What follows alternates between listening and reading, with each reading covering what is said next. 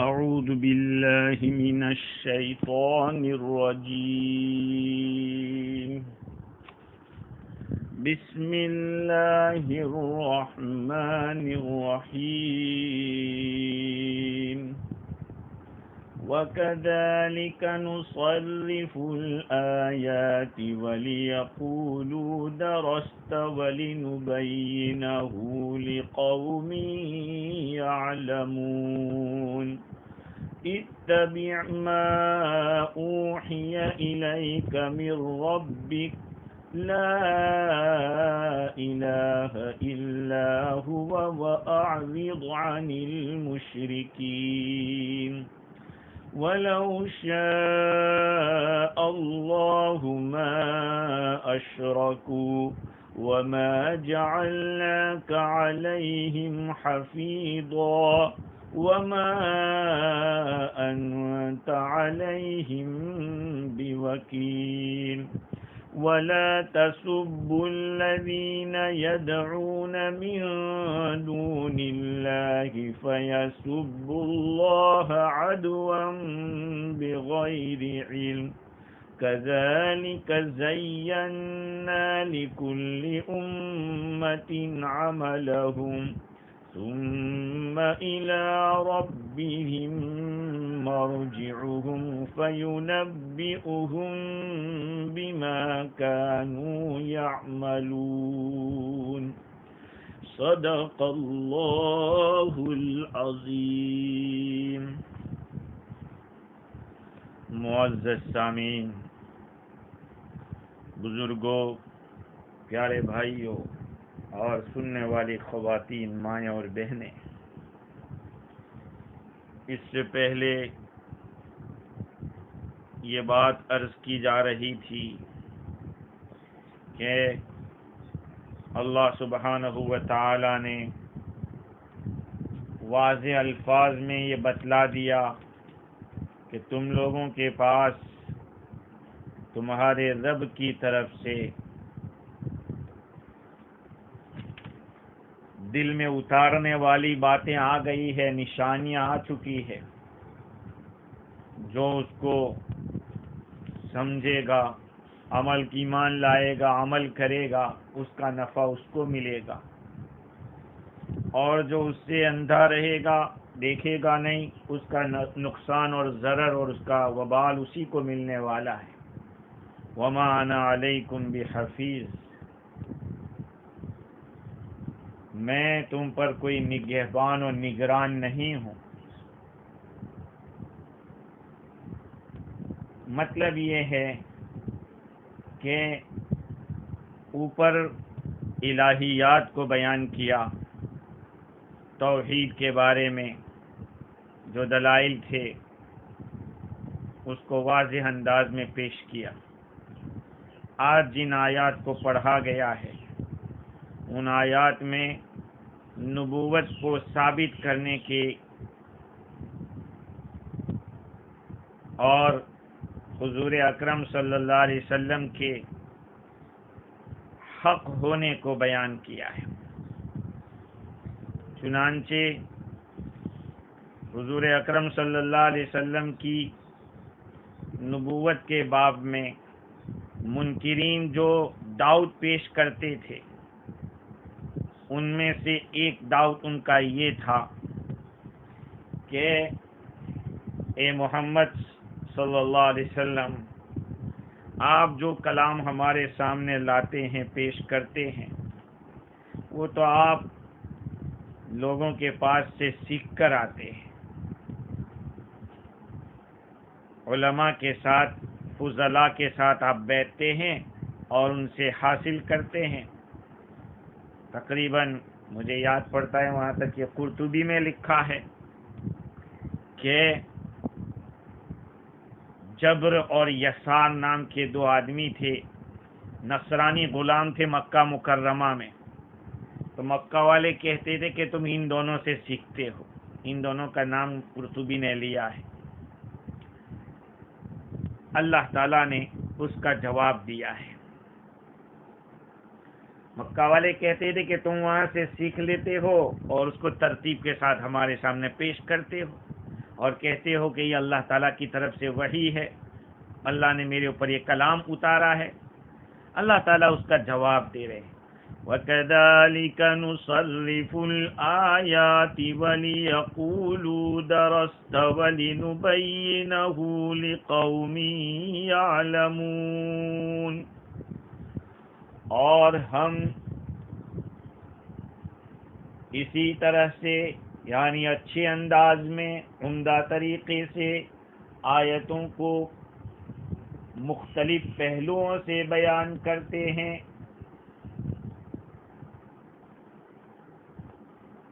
تاکہ آپ ان لوگوں کو سب کو پہنچا دیں۔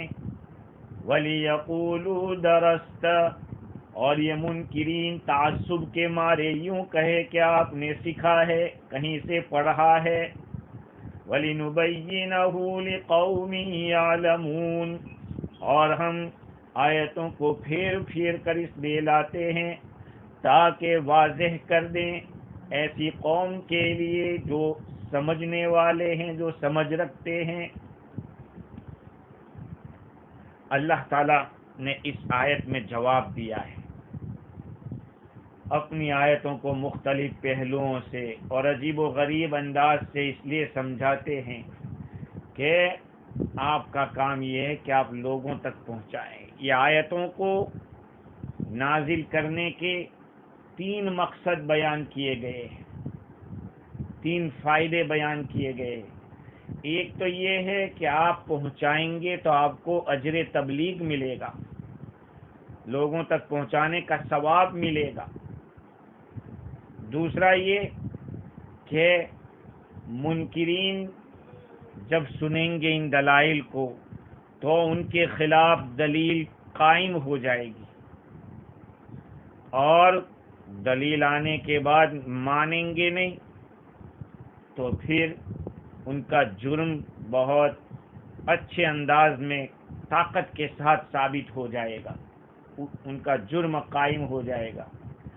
اور تیسرا فائدہ یہ ہے کہ جو لوگ سمجھدار ہیں، حق کے طلبگار ہیں، جن کے اندر تعصب نہیں ہے، وہ لوگ جب سنیں گے تو سمجھ جائیں گے۔ ایک تو سمجھنے والے، دوسری بات یہ کہ ناواقف ہیں، جن کو پاس علم نہیں ہے لیکن ان کے اندر عناد نہیں ہے، سرکشی نہیں ہے، تو ایسے لوگ جب سنیں گے تو سمجھ جائیں گے۔ آج دنیا کے اندر نہ ماننے کے لیے سب سے بنیادی چیز جو رول ادا کرتی ہے وہ عناد ہے۔ فلانے نے کہا نہیں، میں نہیں مانوں گا، اس سے تو ہمارا نہیں پٹتا ہے۔ حالانکہ یہ نہیں دیکھا جاتا، اسی لیے کہا گیا انظروا الی ما قال ولا تنظروا الی من قال، یہ مت دیکھو کہ یہ دیکھو کہ کیا کہہ رہا ہے، یہ مت دیکھو کہ کون کہہ رہا ہے۔ خیر، تو ان آیات کے اتارنے کے 3 فائدے، قرآن مجید کے نازل کرنے کے 3 فائدے۔ تو اس آیت کریمہ کے اندر اللہ تعالیٰ نے یہ بیان کیا کہ ہم اسی طرح سے کا مطلب ہے جیسے پہلے سے ہم حالم بعد حال، وقفے کے ساتھ بغیر کسی اسٹاپ کے متواتر طریقے سے کنٹینیوئنگ ہم آپ کی طرف دلائل بھیجتے ہیں، اور وہ بھی کیسے عمدہ طریقے سے وہ پھیر کر لاتے ہیں۔ اصل میں الصرف نقل الشیء من حال الی حال، امام راغب اصفہانی رحمۃ اللہ علیہ کے حوالے سے علامہ آلوسی بغدادی رحمۃ اللہ علیہ نے لکھا کہ صرف کہتے ہیں کسی چیز کو ایک حال سے دوسرے حال کی طرف منتقل کرنا۔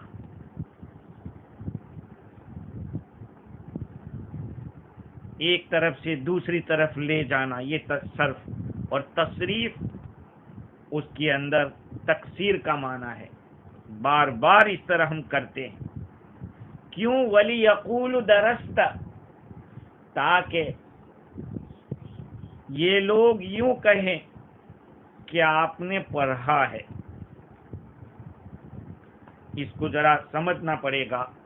پہلی بات تو یہ ہے کہ ولی یقول درست یہ ریزن بتلا رہا ہے. یہ ریزن بتلاتا ہے. کس طرح سے؟ درس کا جو لفظ ہے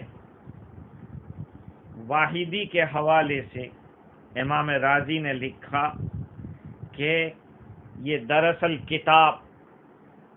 کتاب کو پڑھا اس سے بنا ہے. اور اسمعی کا کہنا یہ ہے کہ دراصل طعام کا مطلب یہ ہوتا ہے کہ جب گیہوں کو یا اناج کو روندا جائے. نے دیکھا ہوگا کہ کھلیان کے اندر گیہوں ہے، جوار ہے، باجرہ ہے، اس کو ڈالا جاتا ہے، پھر اس کو روندا جاتا ہے، اس پہ پھر دانے نکالے جاتے ہیں. تو یا اہل شام کی زبان کے اندر دراصل طعام کے یہی معنی ہوتے ہیں. اور ایک ہوتا ہے دراصل کلام. دراصل کلام کے بھی یہی معنی ہے کہ اسی سے کہ اتنی بات کرنا کہ وہ چیز زبان پر آسان ہو جاوے، ہلکی ہو جاوے. اور ابو الہیثم فرماتے ہیں کہ یہ دراصل کتاب سے ہے کہ کتاب کو بالکل ایزی کر دیا. یہ اس وقت ہوتا ہے کہ جب آدمی بار بار ایک کتاب کو پڑھتا ہے یہاں تک کہ اس کو حفظ کر لیتا ہے تو کہتے ہیں درست الکتاب. اس مقام کے اوپر اللہ تعالیٰ نے جو بیان کیا ہے ہم آیتوں کو پھر پھر کر لاتے ہیں. ولی یقول درست، اور تاکہ لوگ یوں کہے کہ تم نے تو پڑھا ہے. تو اس سے یہ بیچ میں جو واو آ گیا ہے اس واو کے بارے میں کلام ہے کہ یہ واو کون سا ہے. اس واو کو اگر ہم ماقبل سے کانٹیکٹ قائم کرنے کے لیے، جس کو عربی زبان میں عطف کہتے ہیں، کنجنکشن کا جیسے کام، جوائنٹ کرنے کا کام کرتا ہے، اس کے لیے لائے ہیں تو پھر آگے کوئی لفظ ہمیں ماننا پڑے گا. وہ امام رازی نے لکھا کہ اصل بات یہ ہے کہ وَكَذَلِكَ نُصَرِّفُ الْآيَاتِ لِتَلْزَمَهُمُ الْحُجَّةِ، ہم آیتوں کو پھر پھر کر لاتے ہیں تاکہ ان کے اوپر حجت لازم ہو جاوے، دلیل ان کے اوپر اچھی طرح سے قائم ہو جاوے. وَلِيَقُولُ دَرَسْتَ، اور وہ یوں کہے کہ آپ نے تو پڑھا ہے، آپ نے تو پڑھا ہے.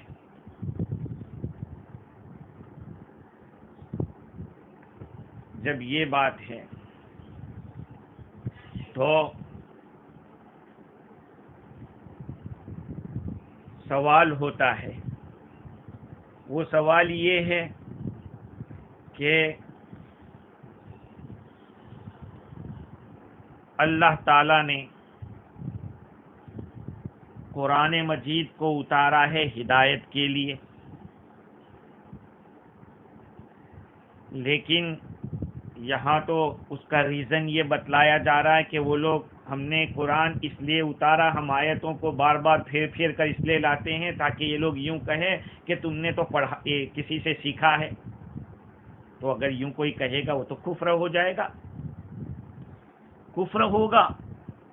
قرآن کا بھی انکار ہوگا، رسول کا بھی انکار ہوگا.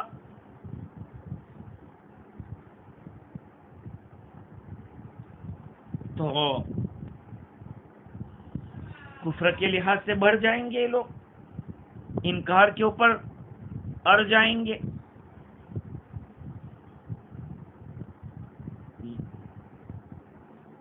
یہ ایک سوال ہوتا ہے.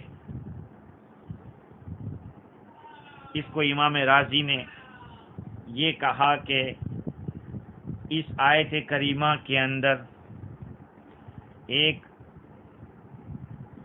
بہترین کلام ہے، ایک بحث چھیڑی ہے جبر اور قدر کے بارے میں. کچھ لوگ سوچتے ہیں کہ بندہ مجبور محض ہے، اس کا کچھ چلتا نہیں، اور کچھ لوگ کہتے ہیں کہ نہیں، بندہ قادر مطلق ہے، وہ چاہتا ہے جس طرح قدرت ہے اس سے کرتا ہے.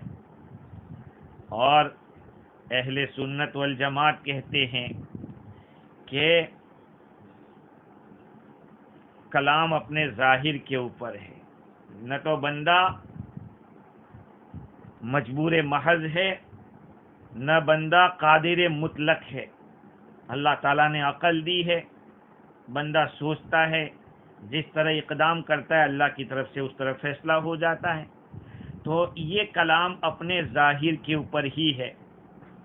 اللہ تعالیٰ یہ بتلانا چاہتے ہیں کہ ہم نے دلائل کو حالم بعد حالم ذکر کیے، تاکہ بعض لوگ یوں کہیں گے کہ آپ نے تو یہ کسی کے پاس پڑھ کر بیان کیا تو وہ کفر کے لحاظ سے بڑھے گا، اور جو ایمان والے ہیں ان کا ایمان بڑھے گا۔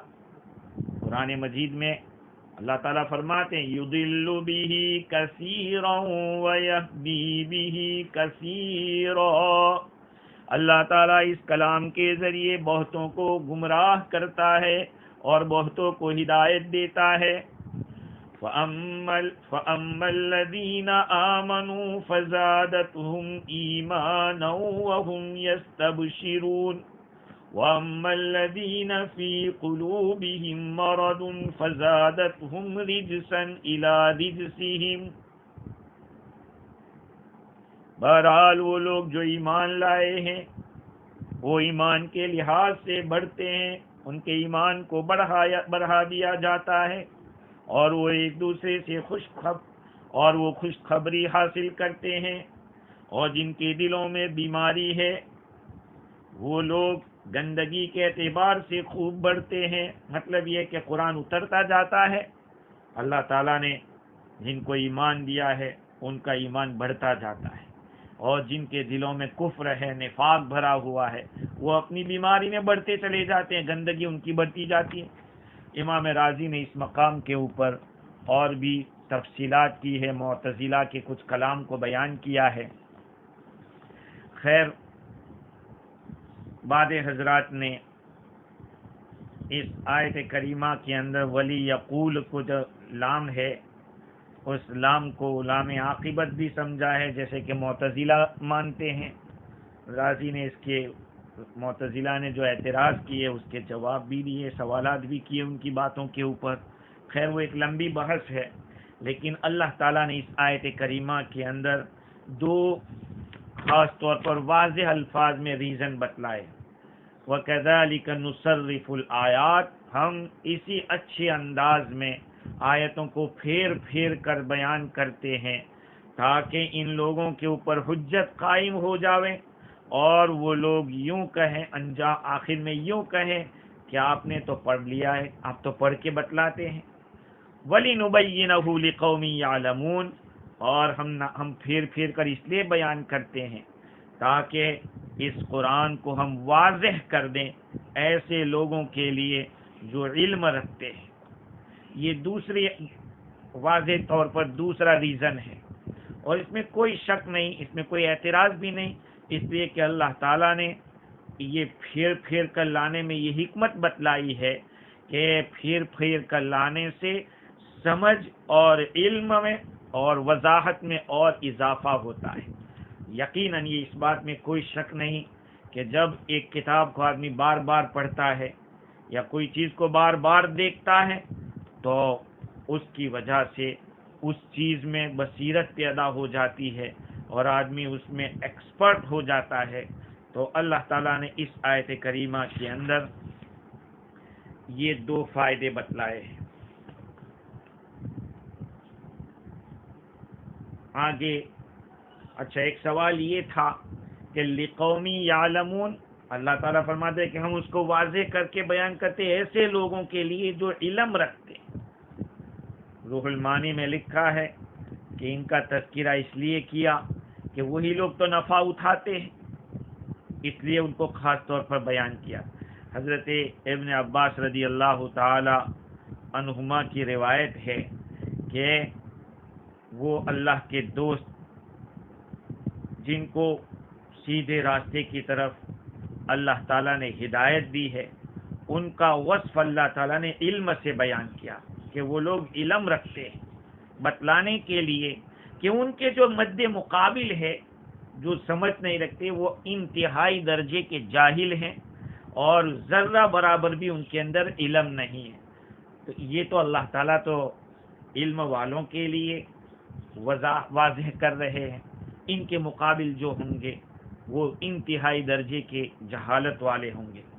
آگے اللہ تعالیٰ فرماتے ہیں اتبع ما اوحی الیک من ربک لا الہ الا ہو واعرض عن المشرکین.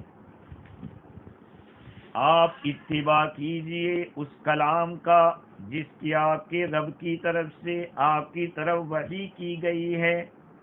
لا الہ الا ہو، اس کے سوا کوئی عبادت کے لائق نہیں. وَأَعْرِضْ عَنِ الْمُشْرِكِينَ، اور آپ مشرکین سے اعراض کیجئے.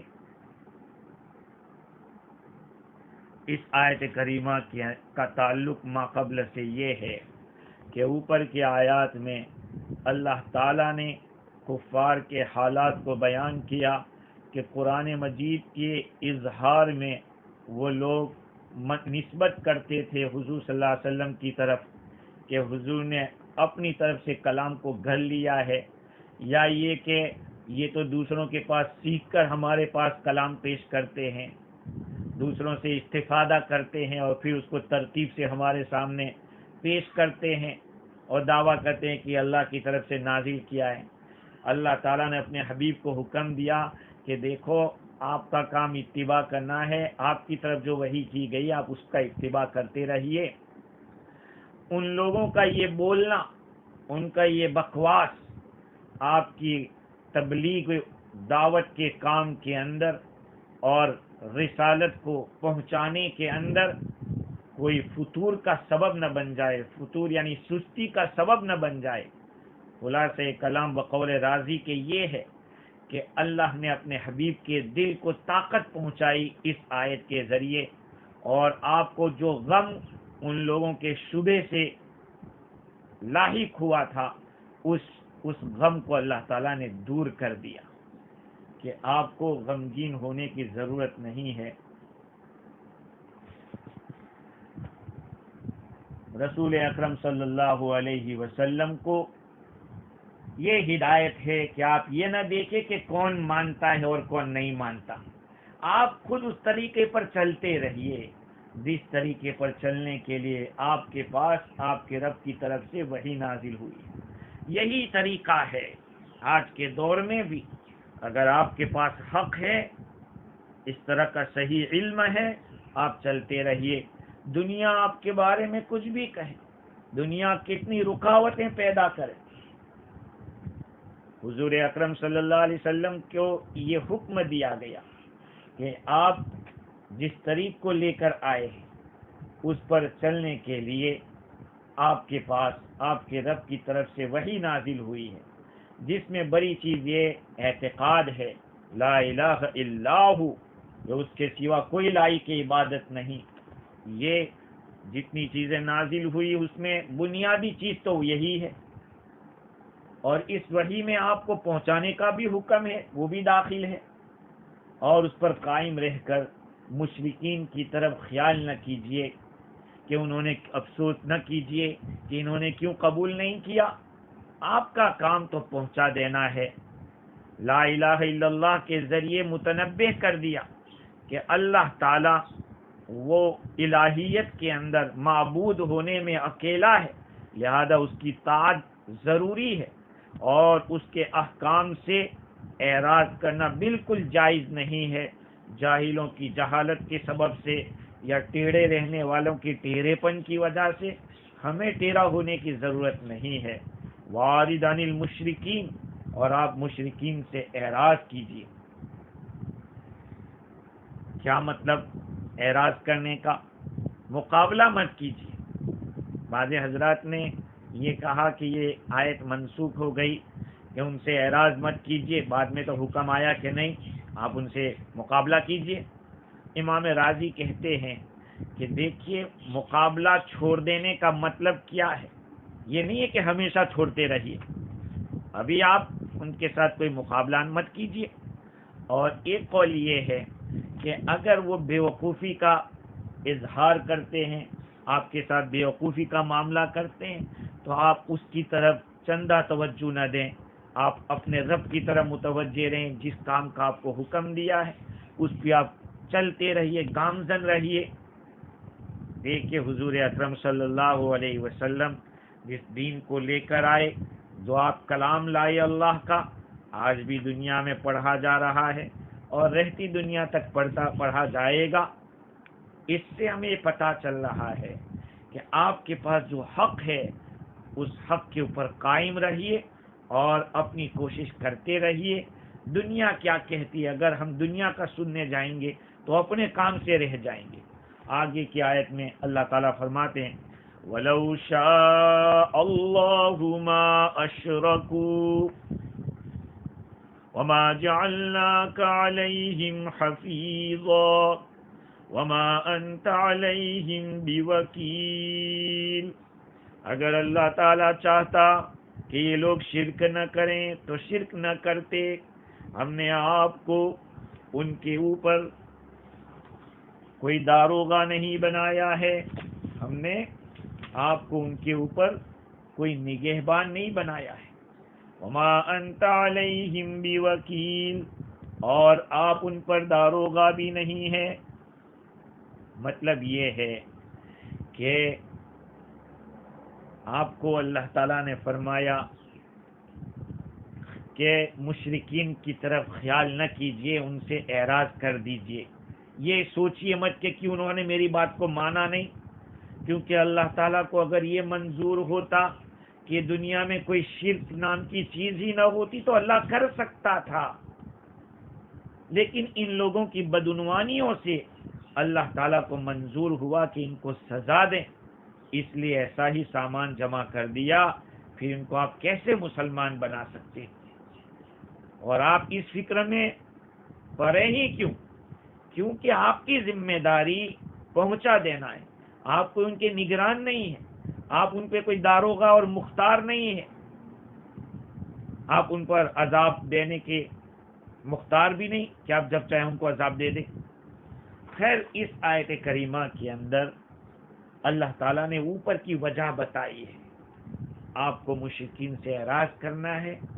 اللہ تعالیٰ نے تکوینی طور پر یہ فیصلہ کیا ہے، اگر سارے کے سارے انسان مسلمان ہو جاتے، کوئی بھی شرک نہ کرتا، تو یہ مکہ والے بھی شرک نہیں کرتے، لیکن اللہ تعالیٰ نے ان کی بدعنوانیوں کو دیکھا، ان کی حد دھرمی کو دیکھا، اس لیے اللہ کو یہ منظور تھا کہ ان کو سزا ملے، تو ایسا ہی سامان جمع کر دیا۔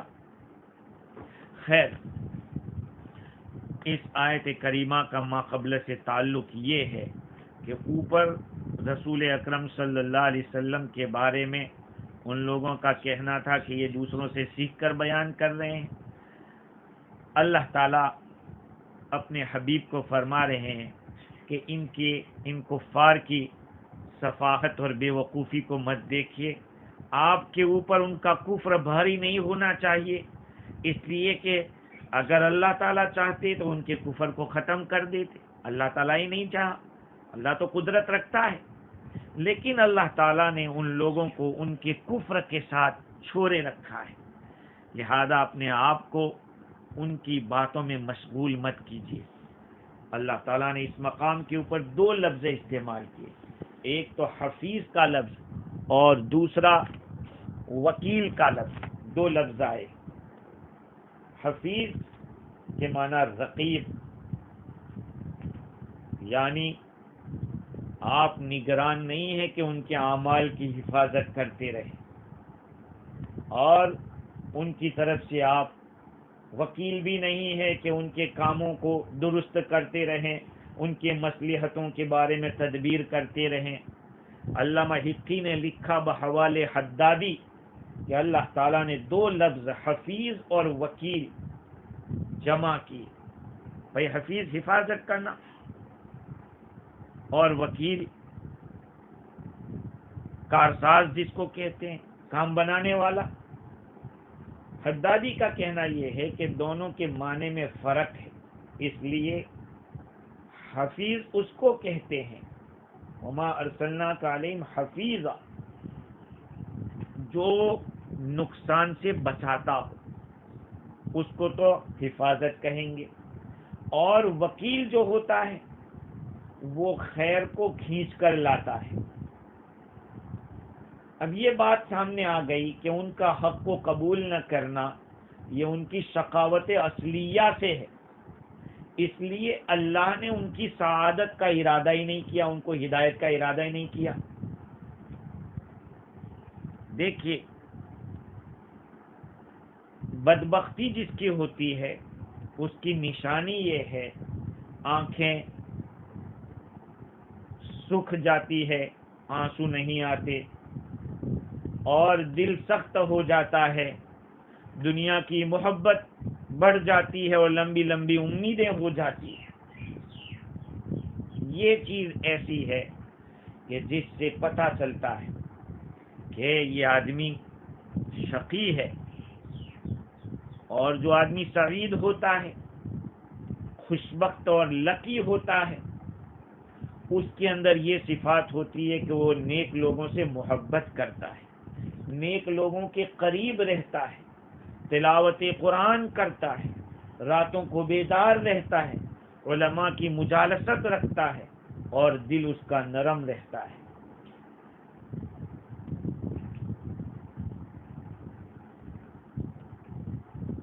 تفسیر روح البیان کے اندر یہ لمبی لمبی امیدوں کے بارے میں لکھا کہ اللہ کے ایک بندے نے اللہ تعالیٰ سے سوال کیا اور بار بار سوال کرتا رہتا تھا کہ یا اللہ تو مجھے ابلیس دکھا دے، مجھے ابلیس کو دیکھنا ہے۔ اس کو کہا گیا کہ تو اس کو دیکھ کے کیا کرے گا، اس سے عافیت مانگ اللہ تعالیٰ سے کہ یا اللہ اس سے مجھے عافیت دے، تو اپنی حفاظت میں رکھ مجھ سے۔ لیکن اس کو تو یہی لت لگی ہوئی تھی کہ نہیں مجھے تو اس کو دیکھنا ہے۔ خیر اللہ تعالیٰ نے ایک مرتبہ اس کے سامنے ابلیس کو ظاہر کیا، عابد نے اس کو دیکھا تو ایک ڈنڈا لیا مارنے کے لیے کہ اس کو پیٹوں۔ ابلیس بھی تو زمانہ کھایا ہوا ہے، اس نے اس بندے سے کہا کہ اگر تیری زندگی کے اندر 100 سال کی عمر لکھی ہوئی نہ ہوتی تو میں تجھے ابھی ہلاک کر دیتا اور تجھے سزا دیتا، یہ تو تیری زندگی میں 100 سال لکھے ہوئے اس لیے میں تجھے کچھ کرتا نہیں۔ اس بندے نے جب یہ سنا تو وہ دھوکے میں آ گیا، اس نے اپنے دل میں سوچا کہ میری تو اتنی لمبی عمر ہے تو ابھی تو بہت زمانہ باقی، لہذا جو من چاہتا ہے ابھی کر لوں، پھر توبہ کر لوں گا۔ یہ لمبی امید کے اندر ایسا پھنس گیا کہ فسق و فجور کے اندر لگ گیا، حق تعالیٰ کی عبادت سے منہ موڑنے لگا، یہاں تک کہ عبادت بھی چھوڑ دی اور ہلاک ہو گیا۔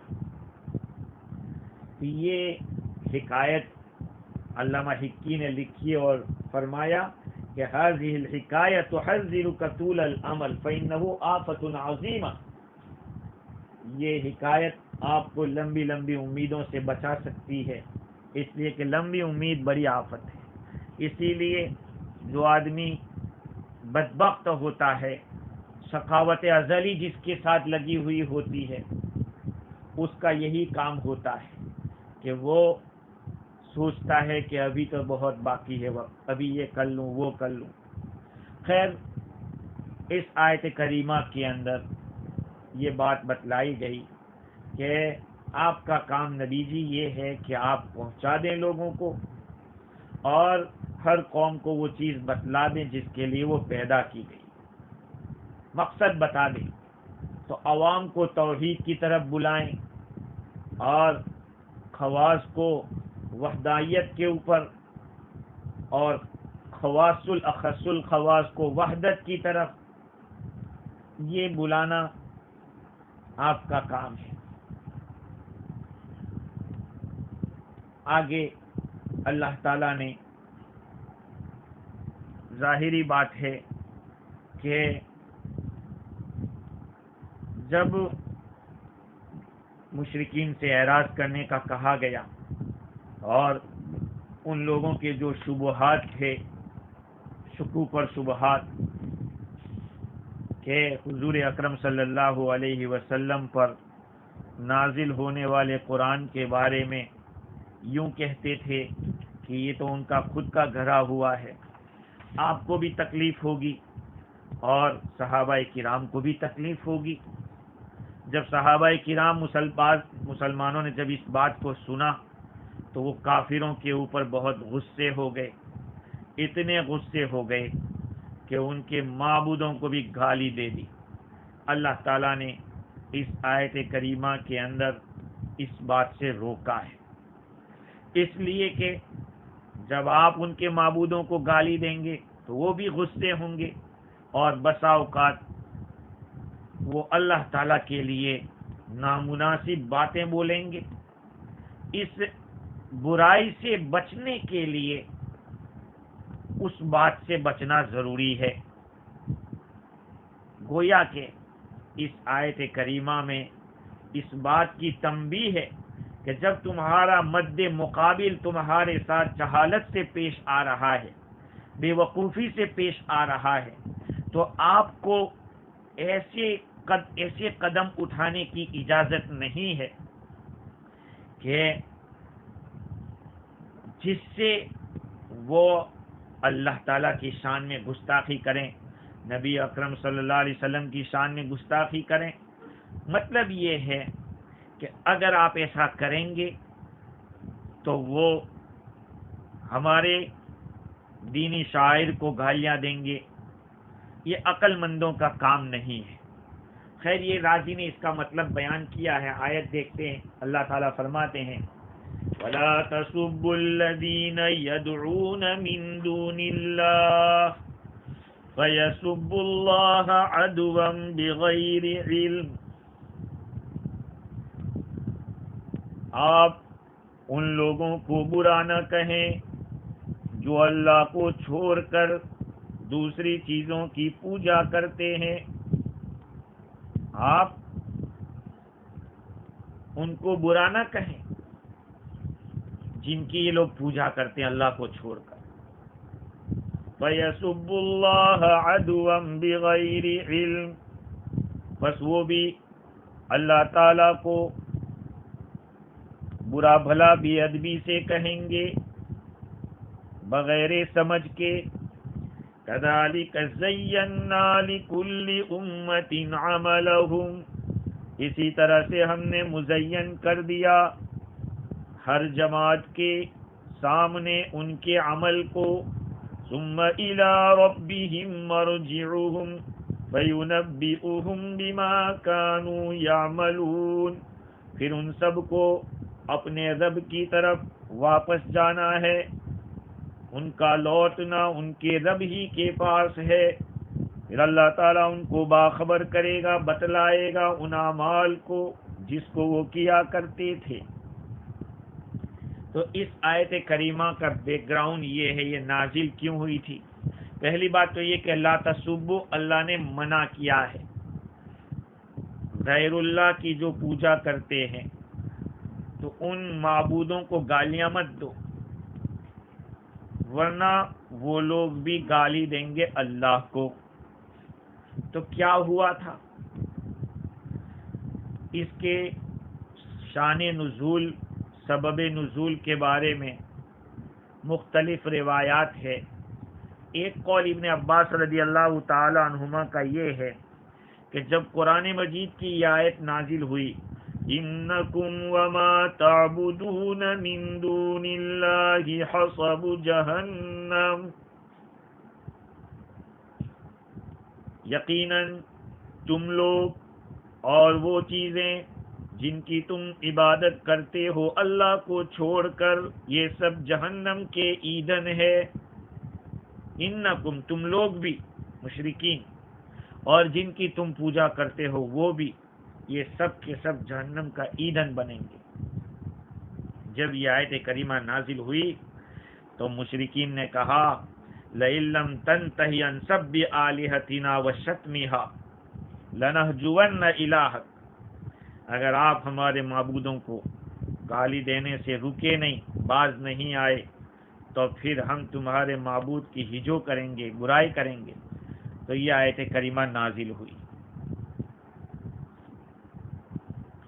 امام رازی نے پھر وہی سوال کیا ہے کہ یہ سورت پوری ایک ساتھ نازل ہوئی تھی، پھر کیسے کہا گیا کہ یہ اس کا شان نزول ہے؟ اس کا تو جواب میں نے پہلے بھی کہا تھا کہ یہ ہو سکتا ہے کہ اللہ تعالیٰ نے ان لوگوں کے حالات کو ایک ساتھ بیان کیا ہے، پہلے آ چکا ہو یا آنے والا ہو، اللہ تعالیٰ نے اس کو بیان کر دیا، اس لیے مفسرین کہتے ہیں کہ اس کا شان نزول یہ ہے۔ دوسرا سوال امام رازی نے یہ کیا کہ کفار بھی تو اللہ کو مانتے ہیں، آج بھی جتنے بھی مشرکین ہیں یا کفار ہیں، کسی نہ کسی دھرم کو ماننے والے ہیں، وہ اللہ کو تو مانتے ہیں، اوپر والا، یہ بولتے ہیں کہ اوپر والے نے یہ کیا ہے۔ جب وہ اوپر والے کو مانتے ہیں، اللہ کو مانتے ہیں، تو پھر دیکھو ان کے اوپر والے کو ماننے کی ایک دلیل یہ ہے کہ جب ان سے کہا جاتا ہے کہ تم ان مورتیوں کی، ان پتھروں کی پوجا کیوں کرتے ہو، کہا ہم تو ان کو اپنا سفارشی مانتے ہیں کہ وہ ہماری اللہ کی یہاں سفارش کریں گے۔ تو اللہ تعالیٰ کو مانا تبھی تو وہ سفارشی مان رہے ہیں، تو کیسے کہا جائے گا کہ وہ اللہ کو گالیاں دیں گے؟ یہ ایک سوال ہوا ہے۔ اس کا جواب آگے چل کے راضی دے رہے ہیں، وہ یہ ہے کہ ان لوگوں کا اللہ کو گالی دینے پر اقدام کرنا اور آگے بڑھنا یا تیار ہونا، اس میں کچھ احتمالات ہے۔ وہ یہ ہے کہ بسا اوقات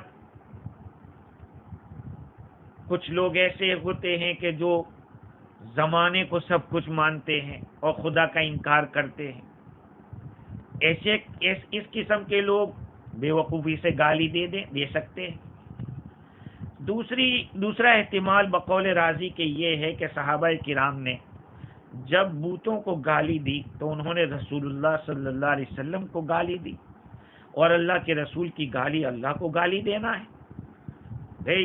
اللہ تعالیٰ جب فرماتے ان الذین یبایعونک یبایعون اللہ، جو لوگ آپ سے بیعت کر رہے ہیں وہ اللہ سے بیعت کر رہے ہیں۔ ان الذین یؤذون اللہ ورسولہ، جو لوگ اللہ کو اور اس کے رسول کو ایذا پہنچاتے ہیں، لعنہم اللہ، اللہ نے ان پر لعنت بھیجی، تو اللہ کو کیا تکلیف پہنچائیں گے؟ وہ رسول کی تکلیف اللہ کو تکلیف دینا ہے۔ تیسرا احتمال یہ بتایا، دوسرا احتمال تو سمجھ میں آ گیا ہوگا کہ بھئی اللہ کو ڈائریکٹ گالی نہیں، اللہ کے نبی کو گالی دی تو نبی کو گالی اللہ کو گالی دینا ہے۔ اور تیسرا احتمال یہ ہے کہ ان کے جاہلوں میں بعض ایسے لوگ تھے جو اعتقاد رکھتے تھے کہ شیطان ان کو نبوت اور رسالت کے دعوے پر مجبور کر رہا ہے، اور یہ اپنی جہالت سے اس شیطان کو نعوذ باللہ حضور اکرم صلی اللہ علیہ وسلم کا خدا سمجھتے تھے، لہذا محمد کے الہ کو گالی دینا، صلی اللہ علیہ وسلم ان کے الہ کو یعنی شیطان کو گالی دے رہے تھے۔ اس طرح سے یہ چند احتمالات امام رازی نے بیان کیے، اس طرح سے وہ جو اشکال ہوا تھا وہ ختم ہو سکتا ہے۔ خیر، یہ ایک شان نزول تو یہ ہوا، اور دوسرا ایک شان نزول امام رازی نے بھی بیان کیا، ہمارے مفتی شفیع صاحب نور اللہ مرقدہ نے بھی ابن جریر کے حوالے سے نقل کیا ہے کہ جب رسول اکرم صلی اللہ علیہ وسلم کے چچا ابو طالب مرض الوفات میں تھے تو قریش کے مشرک سردار رسول اکرم صلی اللہ علیہ وسلم کی عداوت اور ایذا رسانی میں لگے ہوئے تھے، قتل کی سازش میں رہتے تھے۔ ان کو یہ فکر ہوئی کہ ابو طالب کی وفات ہمارے لیے ایک مشکل مسئلہ بن جائے گا، کیونکہ اگر محمد صلی اللہ علیہ وسلم کے چچا کا اگر انتقال ہو گیا ان کی زندگی میں، ابو طالب کی زندگی میں ہم نے محمد کو صلی اللہ علیہ وسلم کو قتل نہیں کیا، اور ابو طالب کی انتقال کے بعد اگر ہم قتل کر ڈالتے ہیں تو لوگ یوں کہیں گے کہ دیکھو ان کا چچا ان کی حفاظت کرتا تھا، چچا چلا گیا تو لوگوں نے قتل کر دیا محمد کو صلی اللہ علیہ وسلم۔ اس لیے ابو سفیان، ابو جہل، نضر بن حارث، امیہ بن خلف، ابی بن خلف، عقبہ بن ابی معیط، عمرو بن عاص، اسود بن بختری، یہ ابو طالب کے پاس پہنچے اور ان لوگوں نے کہا انت کبیرنا و سیدنا و ان محمدا قد آذانا و آذا آلہتنا، کہا کہ آپ ہمارے بڑے ہیں، ہمارے سردار ہیں، اور محمد نے ہمیں تکلیف پہنچائی، ہمارے معبودوں کو تکلیف پہنچائی، لہذا ہم چاہتے یہ ہیں کہ آپ ان کو بلائیں اور ان کو منع کر دیں کہ ہمارے معبودوں کا تذکرہ نہ کریں، ہم کو چھوڑ دیں، اور ہم ان کو چھوڑ دیں گے، ان کے معبود کو چھوڑ دیں گے۔ حضور اکرم صلی اللہ علیہ وسلم کو ابو طالب نے بلایا، آپ صلی اللہ علیہ وسلم تشریف لائے، ابو طالب نے آپ سے کہا کہ یہ آپ کی قوم، آپ کے چچا کی اولاد یہ میرے پاس آئے۔ حضور صلی اللہ علیہ وسلم نے فرمایا کہ کیا چاہتے، تم لوگ کیا چاہتے ہو بتاؤ؟ ان لوگوں نے کہا نرید ان تدعنا و آلہتنا و ندعک و الہک، آپ ہمیں اور ہمارے معبود کو چھوڑ دیں، ہم آپ کو اور آپ کے معبود کو چھوڑ دیں گے۔ ابو طالب نے کہا کہ آپ کی قوم نے تو آپ سے انصاف کی بات کہی، آپ قبول کر لیجیے۔ رسول اللہ صلی اللہ علیہ وسلم نے فرمایا کہ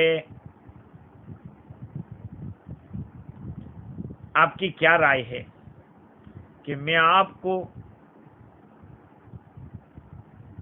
ایک بات دیتا ہوں، ایک کلمہ ایسا دیتا ہوں کہ جس کلمے کو یہ لوگ تم لوگ بول لو گے تو عرب کے تم مالک بن جاؤ گے اور پوری دنیا تمہارے سامنے جھک جائے گی، عجم عرب سب۔ ابو جہل نے کہا کہ ارے ایک کلمہ کیا، ایسے تو 10 کلمے ہم بول سکتے ہیں۔ پہلے حضور نے پوچھا کہ کیا تم مجھے ایک کلمہ دے سکتے ہو کہ اس کلمے سے تم لوگ مالک ہو جاؤ؟ ابو جہل نے کہا کہ ہاں ہم بول دیں گے، آپ اور 10 کلمے دے سکتے۔ آپ نے فرمایا قولوا لا الہ الا اللہ، لا الہ الا اللہ کہہ دو۔ اب دیکھو اتنا ہی کہنا تھا، انہوں نے انکار کر دیا، آگ بگولا ہو گئے۔ ابو طالب نے حضور سے عرض کیا کہ قل غیرہا یا ابن اخی، اے میرے بھتیجے اس کے سوا کوئی اور بات کرو، اس لیے کہ آپ کی قوم اس سے گھبرا گئی ہے۔ آپ صلی اللہ علیہ وسلم نے فرمایا کہ میرے چچا ما انا بالذی اقول غیرہا، میں اس کے سوا اور کوئی بات کرنے والا نہیں ہوں۔ ولو اتونی بالشمس فوضعوها فی یدی ما قلت غیرہا، اگر یہ لوگ میرے ہاتھ میں سورج کو لا کر رکھ دیں میں دوسرا کلمہ نہیں کہوں گا۔ تو ان لوگوں نے کہا کہ پھر آپ ہمارے معبود کو گالی دینے سے رک جائیں، ورنہ پھر ہم بھی گالی دیں گے، اور جو آپ کو حکم دیتا ہے وہ اس کو بھی ہم گالی دیں گے۔ اللہ تعالیٰ نے یہ آیت کریمہ نازل فرمائی جس کے اندر اللہ جل جلالہ فرماتے ہیں کہ وَلَا تَسُبُّوا الَّذِينَ يَدْعُونَ مِن دُونِ اللَّهِ فَيَسُبُّوا اللَّهَ عَدْوًا بِغَيْرِ عِلْمٍ، آپ ان لوگوں کو گالی نہ دیں جن کی یہ اللہ کو چھوڑ کر عبادت کرتے ہیں، نہیں تو وہ لوگ اللہ تعالیٰ کو بغیر سمجھے گالی دیں گے۔ یہاں پہ ایک سوال ہوتا ہے اور اہم سوال ہے وہ یہ ہے کہ خدا کی تعریف کرنا نیکی کا کام ہے، تو پھر جتنی بھی شرکیات ہے اس کو ٹھکرانا، ریجیکٹ کرنا، اس کو غلط کہنا، یہ تو اصول الطاعات میں سے ہے، بہت بڑی نیکی ہے، تو پھر اللہ تعالیٰ کیسے اسے روک رہے؟ یہ سوال ہوتا ہے۔ اس کا جواب رازی نے یہ دیا، یہ گالی اگرچہ بندگی ہے، اطاعت ہے، ثواب کا کام ہے، لیکن اس طرح سے کوئی بات پیش آئے کہ جس سے بڑی برائی جنم لے رہی ہو تو اس سے بچنا ضروری ہے۔ یہاں وہی معاملہ ہے کہ ہم نیکی کرنے جا رہے ہیں، اس نیکی کی وجہ سے ایک بہت بڑی برائی جنم لے رہی ہے، وہ یہ ہے کہ اللہ تعالیٰ کو، رسول اکرم صلی اللہ علیہ وسلم کو اور ہمارے دین کو گالی دے رہے ہیں۔ اس گالی سے ان لوگوں کا اللہ کے رسول کو گالی دینے پر اقدام کرنا اور بیوقوفی کا دروازہ کھولنا، ان لوگوں کو دین کے قبول کرنے سے نفرت پیدا کرنا، یہ ساری چیزیں وجود میں آتی ہیں۔ ان کے دلوں کے اندر غصہ اور غیظ کو داخل کرنا، یہ سارے منکرات پیش آ رہے ہیں، اس لیے اللہ جل جلالہ نے منع کر دیا۔ یہاں پہ جبائی کے حوالے سے رازی نے ایک بات اور بیان کی، وہ یہ ہے کہ یہ آیت کریمہ دلالت کرتی ہے اس بات کے اوپر کہ ایسا کام کفار کے ساتھ کرنا جائز نہیں ہے جس سے وہ حق سے دور ہو سکتے ہو، نفرت پیدا ہو سکتی ہو، اس لیے کہ اگر جائز ہوتا اس کو کرنا تو اس کو کرنے کا حکم دیا جاتا، روکا نہیں جاتا، حالانکہ یہاں روکا گیا ہے، اور اللہ تعالیٰ کی طرف سے نرمی سے ان کے ساتھ بات کرنے کا حکم دیا، نرمی کے ساتھ بلاؤ ان کو اللہ کی طرف، فَقُولَا لَهُ قَوْلًا لَيِّنًا لَعَلَّهُ يَتَذَكَّرُ أَوْ يَخْشَىٰ۔ حضرت موسیٰ علیہ السلام اور ہارون علیہ السلام کو حکم دیا اللہ تعالیٰ نے کہ تم دونوں اس سے نرم بات کرو، شاید کہ وہ نصیحت حاصل کرے اور ڈرنے لگے۔ دنیا کا اتنا بڑا ظالم اور اتنا سخت دل آدمی، ان سے اللہ تعالیٰ اپنے لاڈلے نبیوں کو نرم بات کرنے کا حکم دے رہے ہیں کہ اس سے نرم بات کرنا، نرم بات سے آدمی قبول کرنے کی طرف مائل ہوتا ہے۔